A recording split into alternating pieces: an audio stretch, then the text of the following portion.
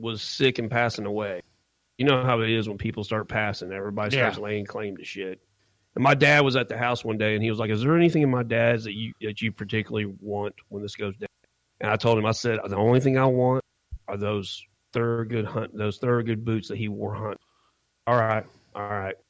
Well, nobody thought about those boots, so my dad scooped them up and got them to me. And so when he brought them to me, he said, I don't, no other reason, just for my own knowledge, you want these so bad. I said, I tell you what, man, when I was growing up, when I was too young to carry a shotgun and we're sitting on the tailgate, my grandfather usually had some kind of Blazer or Bronco. And at the time he had a K5 Blazer, this certain memory that I had. We were rabbit hunting, and he used to have beagles that ran rabbits. And so he was sitting on the tailgate of that old Blazer, explaining to me about cutting those dogs loose to run those rabbits and how we were going to do this and we were going to do that. And while he was explaining them to me, he was lacing those boots that are sitting in my closet. I told my dad that story, and my dad goes, "I got one better for you than that." Those boots, I remember being young and sitting on the tailgate of an old pickup that he had and him lacing those very boots up. So those boots are way older than I am. They're damn near as old as my dad. So there's a lot of memories in the soul. I'm sure that's not the original soles, but there's a lot of memories in those boots. Yeah, I never could understand exactly why you wanted boots, but now I get it. And your grandpa was kind of like Mr. Rogers. He'd come in and change out of his dress shoes and put on his canvas shoes and his sweater. And, your grandpa did the same thing. When you guys are going hunting, he'd change out of his shoes and put those Thorogoods on. And lace them Thorogoods up, man. That's the only thing of his I really wanted. And it's like I told him, man, and everybody was laying claim they want this and they want that. And, he was my grandfather had started and had one of the first two canine dogs the Tulsa Police Department ever. So my grandfather started the Canine Corps here, and there was a lot of people in the family that wanted, this or that badge from him and this and that. And I was at his house one day. He said, "I'm dead and gone. What is it you want me to leave you?" And I said, I don't want a damn thing." And he looked at me like I was crazy, and he said, what are you talking about? What do you mean you don't want anything? I said, "The only thing I expected from you in this whole ride was memories, and you left me with plenty of memories. So we're just going to call that easy." And he said, "Well, hell, I wish everybody else in the family felt that way." I'd die a rich man if they felt that way. Yeah. But other than that, man, I got those boots, and I got a little token prize when it was all said and done, and they had divvied everything up. He had an old buck knife that he carried deer hunting. And my dad gave me that to have. I still have. In fact, I carry that in my pack every time we go. And if we ever knock one down, I use that deer or that knife to field dress deer. But yeah, those boots, man. I love those boots. I'll knock around in them, and those things are old as dirt, man. I don't know how we got on this subject. Jesus. Yeah, you know what? And it's fine that we did, because one of my fondest memories with my grandfather, believe it or not, is, well, we whittled a lot, but we whittled because my grandfather was obsessed about keeping his knives razor sharp. Who else does that? Right. I was going to say, I wonder who picked that up. Yeah. So I can remember sitting there for hours with my grandpa on an Arkansas whetstone, and he would just massage that edge with that Arkansas stone. And that Arkansas stone's about the equivalent to, that particular Arkansas stone is what gunsmiths use to polish the mechanism. Oh, no kidding. Yeah, so it's like, it'd be like 6,000 grit sandpaper or something like that. Yeah. Just polishing. And so he would run through multiple stones and get to the point to where he would just polish the edge on this. And the crazy part is he could take that knife and put it in a vise. I ain't kidding you. And take a piece of paper and drop it onto the edge of the knife.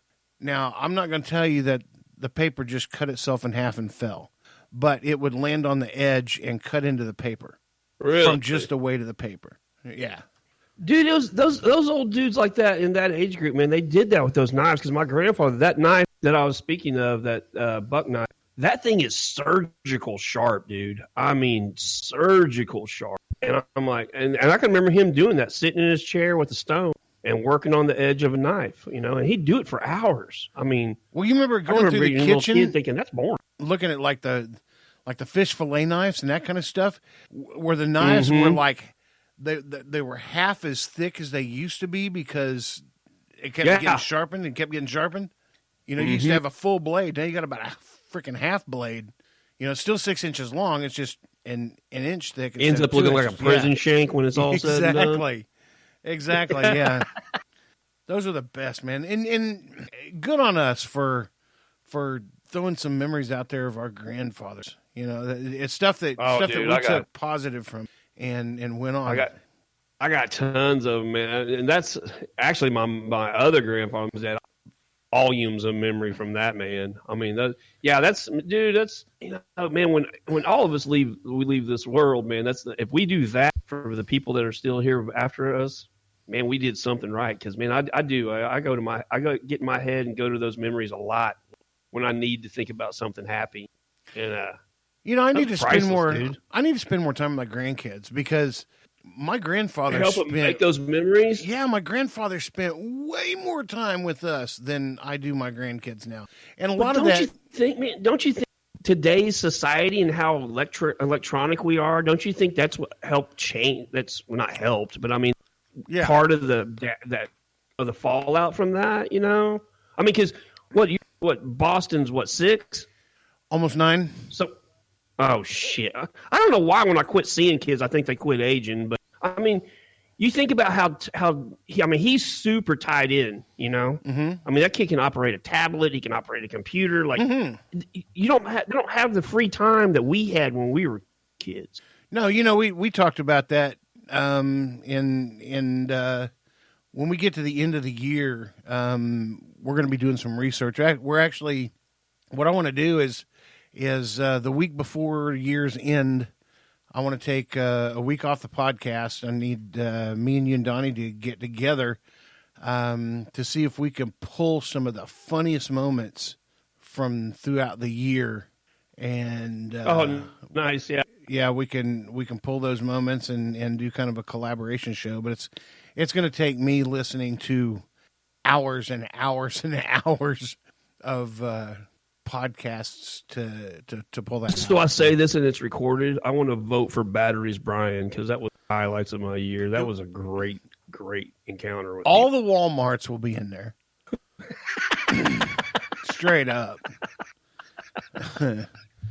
Some of the weird stuff that I do, like fall asleep on the toilet at convenience stores. Oh yeah. Let's see what else. Of course, we can't forget about the bicycle chop shop. That's still one of my favorite stories. And you and I have been friends for a hot minute, and I had never heard that story until you told it on that episode of the podcast. And that is one of my all-time favorite stories. And maybe that can be the episode. Chop shop. Maybe that can be the episode I get my brother in on, and we talk about that chop shop because I wasn't the only one doing it. It was him too. I mean, I was taking the lead, obviously, and he's following my lead. But have you seen when the dude does the cartoon of episodes of Rogan's podcast, and Rogan will tell a story, and the dude does a cartoon that plays out the story that Rogan's telling? No. Have you seen? No. Yeah, there's a dude on Instagram that does an animation, and he does it all to a story that Rogan tells on the podcast. And so, like, as he's telling the story, it's cartoon characters acting out the story. And the whole time you were telling that bicycle chop shop story, thinking, man, this would be awesome as an animation. I wish I knew how to do them because this would be awesome. This would be an awesome South Park episode. Yeah. Cartman stealing bikes. I mean, yeah, that would be awesome. That would be. It would be Cartman and Kenny. Had to be Cartman and Kenny. Jesus. Hey, what's up with your Instagram? I know you've been getting some drop offs, and then you'll get some new people coming in. Okay, so just to preface this, but usually by this time in a deer season, at least one, sometimes a couple deer on the ground. I have not done that this year, and so I haven't received as many DMs threatening my life. Right. But I posted last trip. I posted a lot of pictures when we were, and I lost like between 30 and 40 followers, which I expect. I mean, it happens. And so since that time, and we haven't been to the lease, it slowly built back up to where it was, and then probably, I don't know, maybe 20 additional. Well, pictures started hitting the gram, and now I'm starting to see those numbers decline again. So apparently, some people like a lot of parts of my life, but they don't agree with the hunt. You know, those people, all those people who unfriend you over this, I swear to God, they think beef comes from the grocery store, not from an actual cow. That sounded like a PBR getting opened up. It was a PBR. Your ears are serving you well.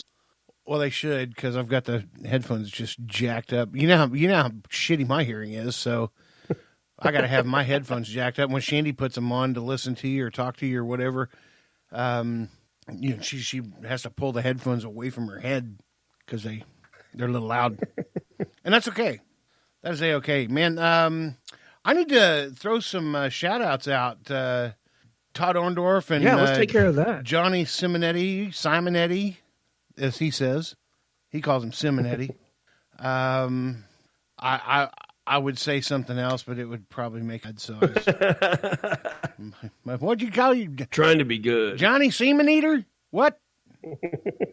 That's a funny name. No, Johnny Simonetti. And Todd Orndorff on the Toddcast. Thank you guys for the mention, by the way. That was a funny flipping episode. And Todd. You guys are good together, man. Todd, homeboy, here's something. If you sent that stuff to Johnny and he had it in his inbox and saved it, would that not be in your send file? I'm just asking. Because that's usually how I find shit for other people's. You didn't send it to me. By God, I did. Here's my send file, and it shows I sent it to you at 9:42 in the morning on October 18th. I just made that date up. If anybody listening wants to listen to a good podcast, pull these guys up. These guys are a good time. They're funny. And what I want is, it looks like Todd's wanting to come down to Virginia and go hunting with Johnny, and Johnny hadn't been hunting yet this year. I wish we could mic them up with lavalier mics and just record it. I don't know. I think the exchange after the hunt or before the hunt would be hilarious. Like driving on the way there.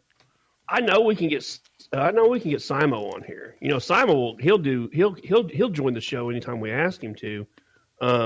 Todd, we might need to get Todd on here as a guest and see what kind of shenanigans we can discuss. Because, dude, I'm telling you, those two guys they crack me up, man. I mean, but maybe we need to let's put that in motion. Let's see if we can get Todd for as sure a guest and see what we can talk. We'll get Todd and we'll get Party Foul Johnny back on here. Of course, he hadn't party fouled in a long time, but I kind of need a pops fix. I don't know if he's been going to the dances every Friday night.